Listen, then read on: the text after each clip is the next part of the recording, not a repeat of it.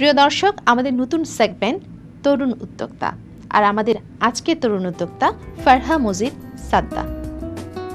ফারাহ মজিদ সাদ্দা আমেরিকার Dallas university থেকে MBA degree অর্জন করে যোগ দেন নোকিয়া USA-তে, কিন্তু নারীর টানে থাকতে পারেননি সুদূর আমেরিকায়।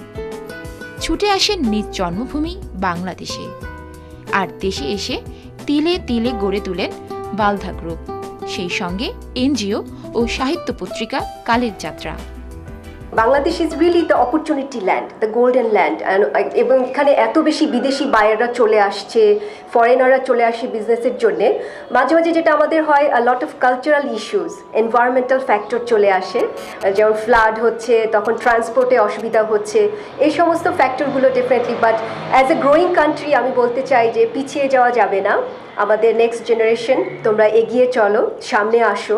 বাংলাদেশ এই দেশেই জন্ম হয়েছিল স্বামী বিবেকানন্দ, রবীন্দ্রনাথ ঠাকুর, কাজী নজরুল ইসলাম, তারা তাদের প্রতিভা দিয়ে, তাদের সব কিছু দিয়ে অমরত্ব অর্জন করেছে।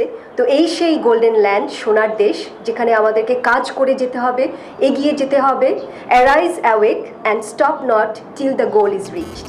কাজের স্বীকৃতিস্বরূপ সাদ্দা ইতোমধ্যে অর্জন করেছেন অতীশ দীপঙ্কর পুরস্কার, Sufia Kamal gold medal, DCRU award সহ অগণিত সম্মাননা।